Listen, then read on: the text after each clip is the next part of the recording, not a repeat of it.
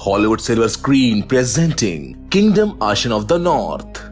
कहानी की शुरुआत में हमें उस समय का नक्शा दिखाया जाता है जिस समय जापान ने कोरिया के ऊपर हमला किया था और उस समय पर जोसियोन किंगडम का वहाँ पर अपना राज था जो कोरिया किंगडम खत्म होने के बाद आया, जिसकी वजह से जोसियोन किंगडम का उत्तरी भाग भी संकटों से घिरा हुआ था। वहीं जोसियोन किंगडम के सभी रहने वाले लोग एमनॉक नदी के पास इकट्ठा होने लगे और उनमें से एक कबीला ऐसा था जिन्हें जर्चन्स कहा जाता था और वहाँ के लोगों का ऐसा मानना था कि अगर कभी 10,000 जर्चन्स एक जगह पर इकट्ठा होंगे तो उनको हराना किसी के भी बस की बात नहीं होगी। ये कबीला दो हिस्सों में बटा हुआ था, एक हिस्सा जो एमनॉक नदी के पास था जबकि दूसरा जर्चन्स रह गए थे, जो हिस्सा अब चाइना के अंडर आता था, जिसकी वजह से अब उनको पाजियोवीज जर्चन के नाम से जाना जाता था और अब इन पर जोशियन किंगडम के सैनिकों की तरफ से नजर रखी जाती थी जो कोई और नहीं खुद जर्चन्स ही होते हैं। वो लोग राजा के लिए बहुत ईमानदार थे, इसके बावजूद भी जोशियन किंगडम में रहने वाले आम लोगों ने कभी भी उनको नहीं अपनाया।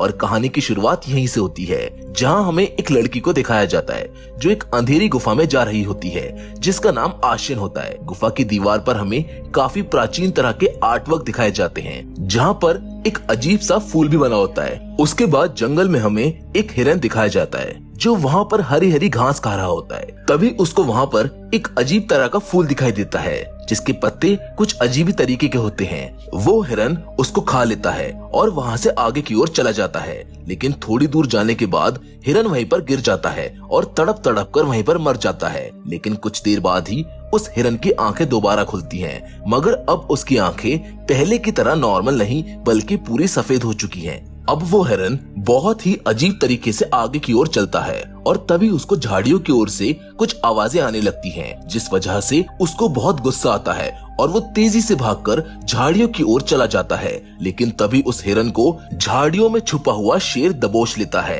वो उसको वहीं पर मार डालता है और उसका मांस खाने लगता है, जिसके बाद वो शेर भी उस हिरन की तरह ही एक ज़ॉम्बी जैसा बन जाता है। और ये सब आशियन दीवार पर बने चित्रों में देख रही होती है जहां उसे पता चलता है कि इस पौधे की मदद से मरे हुए लोगों को जिंदा किया जा सकता है। उसके बाद जंगल में दो सैनिकों को दिखाया जाता है जो जंगल की सरहद पर मुआयना कर रहे होते हैं, लेकिन तभी अचानक उनको जंगल में एक जगह पर बहुत सारी डेड बॉडीज का ढेर लगा हुआ दिखाई देता है, जिसके बाद उनके कमांडर मिनचिरोक वहाँ पर आते हैं जहाँ उन मरे हुए सभी लोगों के हाथ पर एक अलग तरह का टैटू बना होता है। कमांडर को एक डेड बॉडी के हाथ में से एक मोती मिलता है और कमांडर की नजर एक पंख लगे हुए तीर पर पड़ती है, जिसको देखकर वो समझ जाता है कि ये सब किसने किया है। लेकिन तभी वहाँ पर एक सैनिक आकर बताता है कि ये सभी लोग एक ही सभ्यता से थे जिनको पजोवी जर्चन्स कहा जाता था और इन सभी के मरने की बात दूर दूर तक फैल चुकी है। कमांडर ये सब सुनकर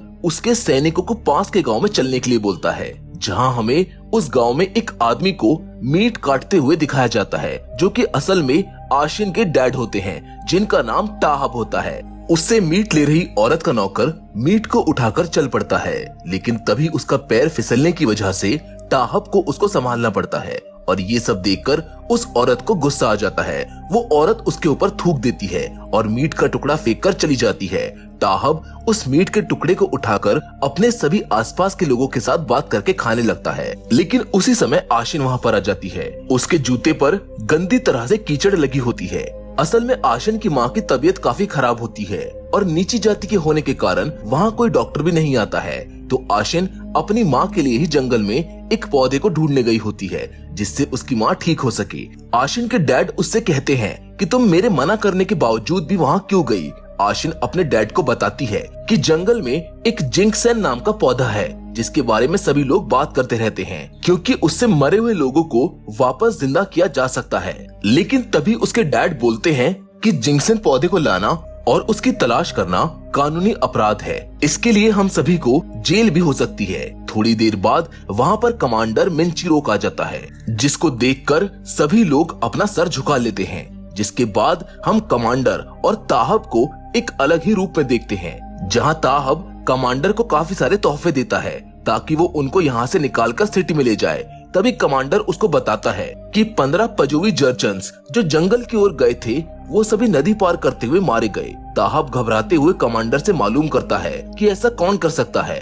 कमांडर ताहब को बोलता है कि गांव में ऐसी बात फैलाओ जैसे उनको किसी शेर ने मारा हो, जो कि असल में बहुत बड़ा झूठ है। मगर ताहब को ये सब करना पड़ेगा क्योंकि वो चाहता है कि उनके गांव वालों को सरकारी मान्यता मिल जाए।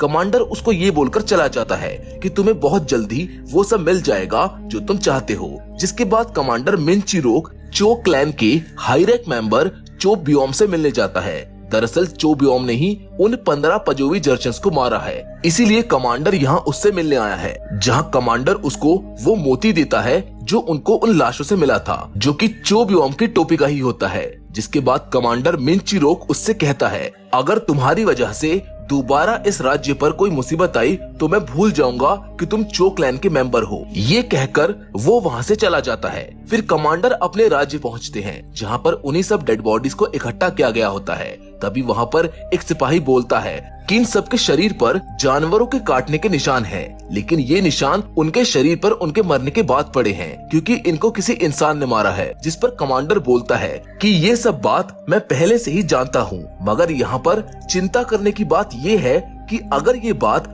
उनके कबीले के लोगों को पता चल गई तो हमारे साथ अच्छा नहीं होगा। जापान भी हमारे ऊपर कभी भी अटैक कर सकता है, इसलिए इस बात को फैला दो कि इन सभी को शेर ने मारा है, ना कि किसी इंसान ने। अब हमें पजोवीज को दिखाया जाता है जो कि बेदर्दी से पूरे के पूरे शहर और गांव को बिना रहम खाए तबाह कर रहे होते हैं। जिसके बाद वो सभी डेड बॉडीज को आग में जला देते हैं। वहीं दूसरी ओर हमें आशिन और उसके डैड को दिखाया जाता है, जहां वो उसके डैड के शेर वाली बात फैलाने के फैसले से राजी नहीं होती है, मगर उसके डैड फिर भी चले जाते हैं। अगली सुबह आशिन की मॉम की तबीयत काफी ज्यादा खराब हो जाती है, जिसको देखकर एक लड़की बोलती है कि उनको एक डॉक्टर की जरूरत है। जिस पर आशिन बोलती है कि यहाँ पर तो कोई भी डॉक्टर नहीं आएगा। जिसके बाद आशिन अपनी छोटी बहन से अपने सभी भाइयों बहनों से मॉम का ख्याल रखने को बोलकर वहाँ से चली जाती है। वहीं आशिन के डैड किसी दूसरे गांव में उसी शेर वाले किसी के बारे में सभी को बता रहे होते हैं, जिसको सुनकर एक आदमी उन पर हंसने लगता है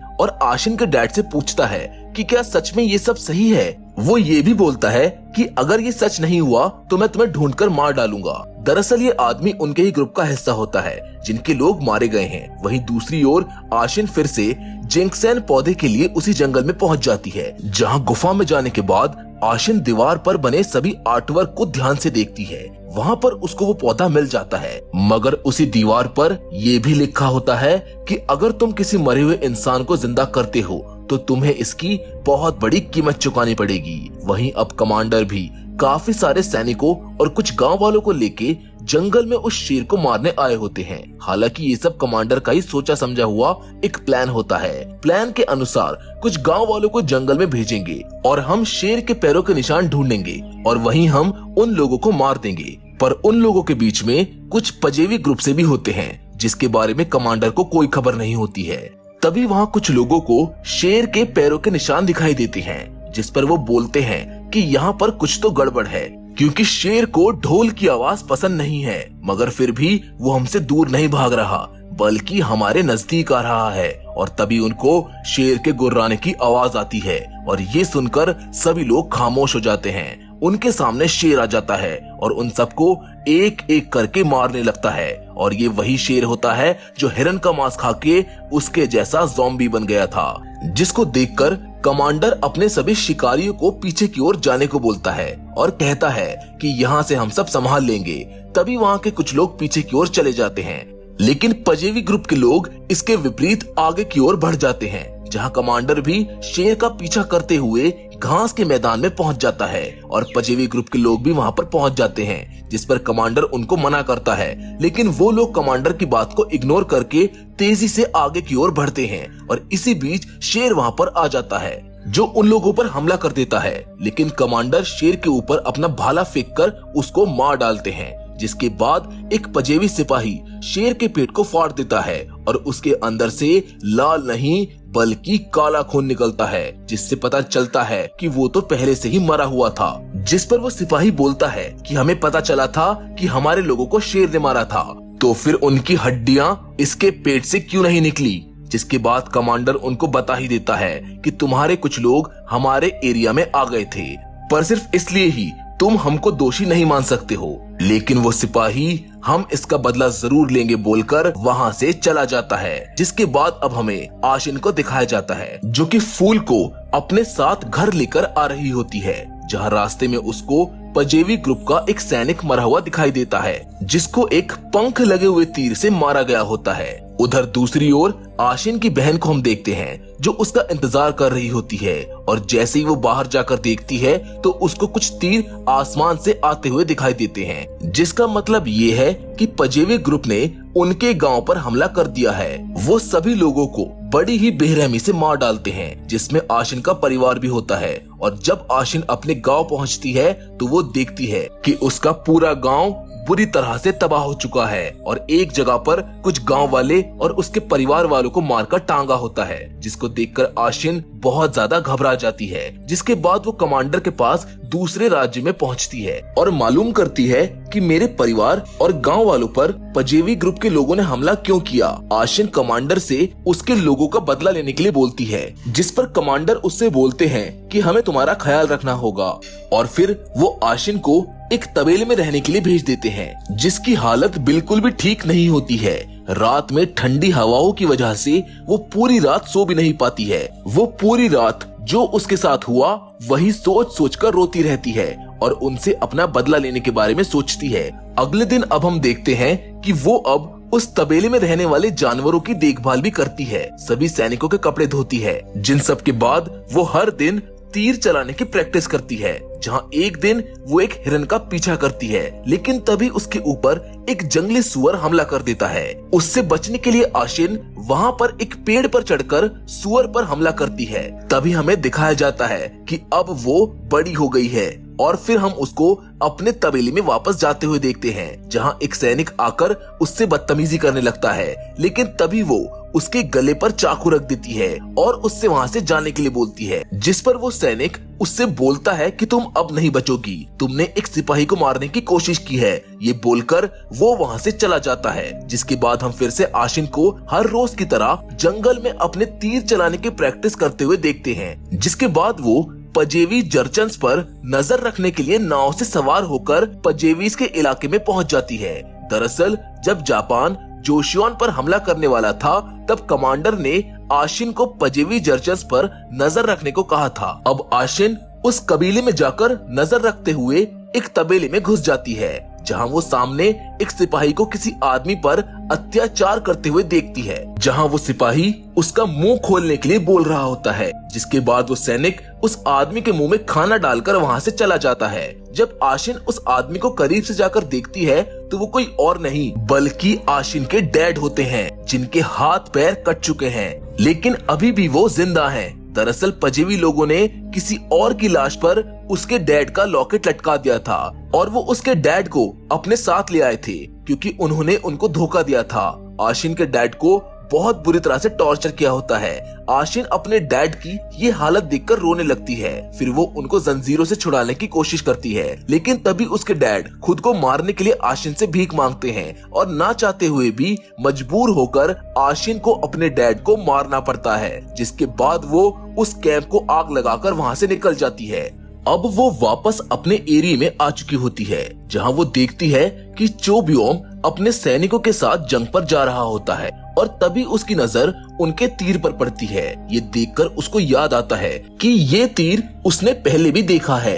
असल में ये तीर वही होता है जब आशिन जिंक्सन के फूल लेकर वापस अपने घर आ रही होती है, और उसको रास्ते में एक आदमी मरा हुआ दिखाई देता है, जिसको उसी तीर से मारा गया था। ये सब देखकर आशिन कमांडर के ऑफिस में जाती है और लॉकर को खोलकर कुछ डॉक्यूमेंट्स पढ़ती है, जिन्हें पढ़ने के बाद उसको पता चल जाता है कि पजेवी क्लैन बदला लेना चाहता था और कभी भी कमांडर के एरिया पर हमला कर सकता था। इसलिए कमांडर ने आशिन के गांव को निशाना बनाया और शेर को मारते समय उन दो पजेवियों को आशिन के डैड द्वारा दिया गया गिफ्ट दे दिया, ताकि उनका शक आशिन के डैड पर चला जाए और उनको ये लगे कि आशिन के डैड और उसके लोगों ने ही उनको मारा था और उनसे गद्दारी की है। ये सब जानकर आशिन बहुत ज्यादा गुस्से में आ जाती है।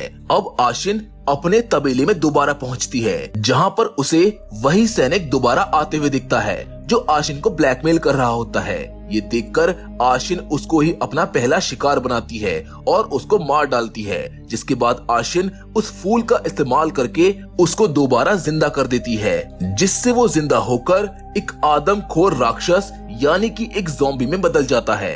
वो जाकर अपने ही लोगों पर हमला कर देता है और उन लोगों को काटने लगता है, जिससे वहाँ पर हड़कंप मच जाती है।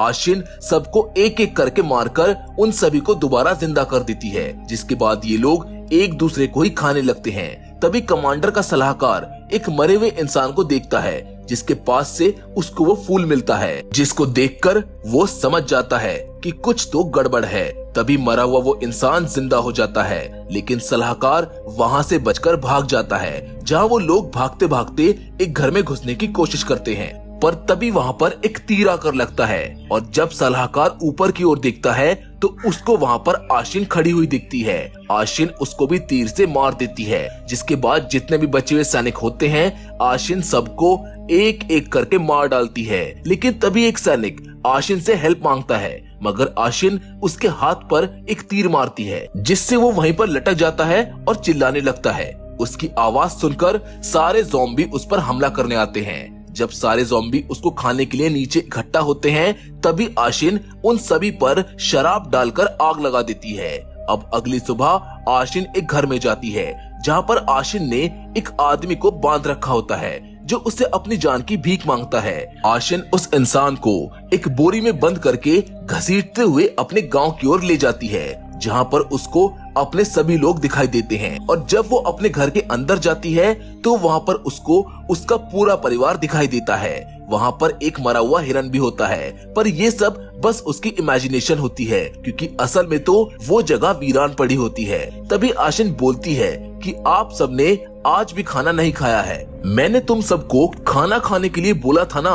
और तभी हम देखते हैं कि आशिन का पूरा परिवार भी ज़ॉम्बी बन चुका है। आशिन बोलती है कि मैंने कभी भी आप लोगों को अच्छा खाना नहीं दिया, मगर आज से मैं तुम सबको अच्छा खाना दूंगी। ये बोलकर आशिन उस आदमी को उनके आगे डाल देती है। फिर आशिन का परिवार उस आदमी के ऊपर चिपट जाता है और उसको खाने लगता है। और तब आशिन बोलती है कि जिस दिन मैं पजेवी ग्रुप को मार दूंगी, उस दिन मैं भी तुम जैसी बन जाऊंगी। ये बोलकर आशिन वहाँ से सीधा जापान जाती है, जहाँ वो राजा के शाही वैद्य से मिलती है। वो उनको इस फूल के बारे में बताती है ताकि जापान उसका बदला उन सभी से ले सके।